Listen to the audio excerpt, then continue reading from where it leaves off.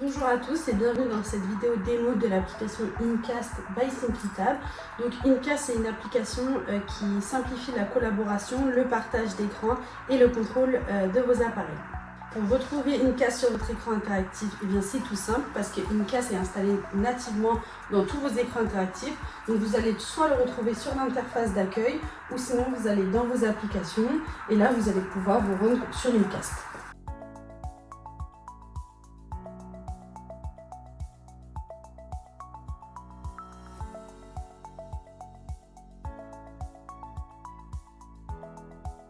Incast possède aussi son propre hotspot, donc il va se retrouver ici au niveau de l'écran. Donc ça va permettre par exemple à un invité ou un client qui n'a pas l'habitude de venir et qui n'a pas accès à votre réseau Wi-Fi de pouvoir se connecter à Incast et de pouvoir partager librement son écran, ses documents, etc.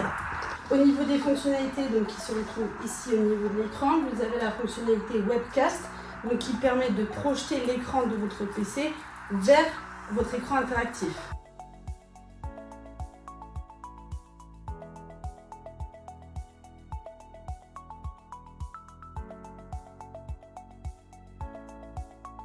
Donc là, vous pouvez voir que j'ai projeté l'écran de mon PC sur l'écran interactif et je peux toujours naviguer sur l'écran et tout ce qui se passe sur mon écran interactif se projettera également sur mon écran PC. Donc, tout ce qui est modification, etc., tout sera enregistré et pris en charge. Vous avez aussi la fonctionnalité Broadcast, donc là ça va être le sens inverse, ça va vous permettre de projeter votre écran interactif vers un PC. Pour cela, il va falloir vous rendre sur broad.cast.app et d'entrer l'identifiant qui est sur l'écran interactif.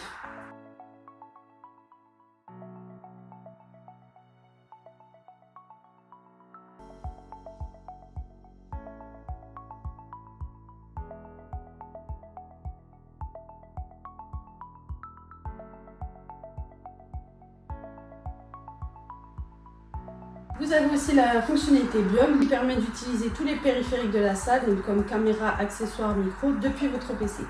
Pour les utilisateurs qui ne posséderaient pas l'application Incast, ils peuvent directement se rendre sur l'application, sur le site web cast.app et entrer l'identifiant. Un mot de passe va apparaître sur l'écran qu'il faudra donner à votre collaborateur pour qu'il puisse se connecter à l'écran. Vous allez aussi retrouver tout ce qui est paramètres d'affichage. Donc là, vous pouvez décider si vous souhaitez que votre écran soit dupliqué ou non. Vous pouvez aussi choisir si vous devez accepter vous-même que quelqu'un puisse se connecter sur l'écran ou et ensuite, en dessous, vous avez aussi toute la liste des autres serveurs d'écran qui sont connectés. Donc par exemple, je peux aussi projeter mon écran interactif vers un autre écran interactif. Ensuite, vous avez le centre de contrôle du modérateur. Donc là, c'est pareil, vous pouvez décider si vous souhaitez autoriser le partage d'écran ou de documents.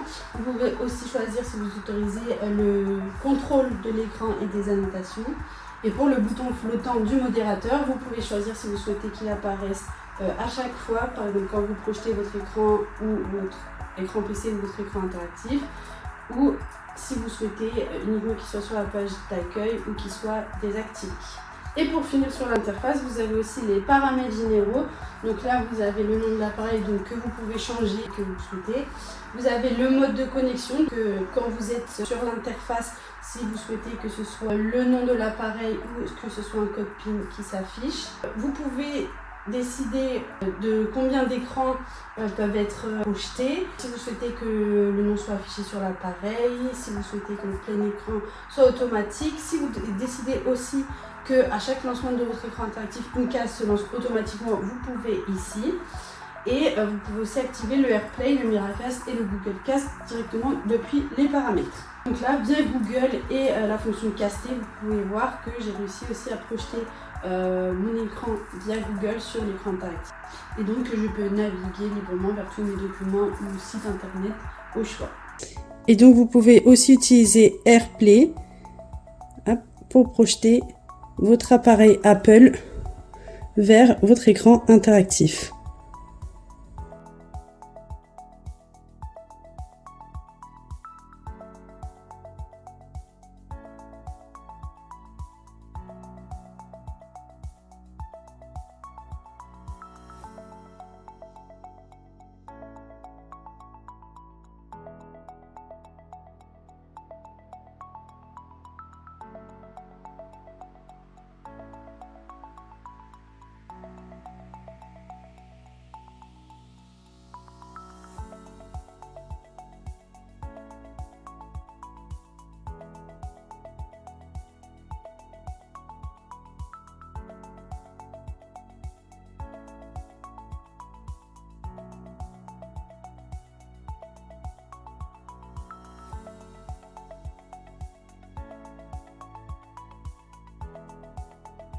tout à l'heure dans les paramètres, vous pouvez dupliquer jusqu'à plusieurs écrans. Donc là, comme vous voyez ici, on a un écran de PC dupliqué et un écran de téléphone et tout marche simultanément. Allez sur le site et là, naviguer dans vos documents librement. Donc vous pouvez aussi projeter votre écran interactif vers un autre écran interactif. Là par exemple je vais sélectionner celui-ci, ce qui peut être pratique dans un amphithéâtre ou une salle de conférence.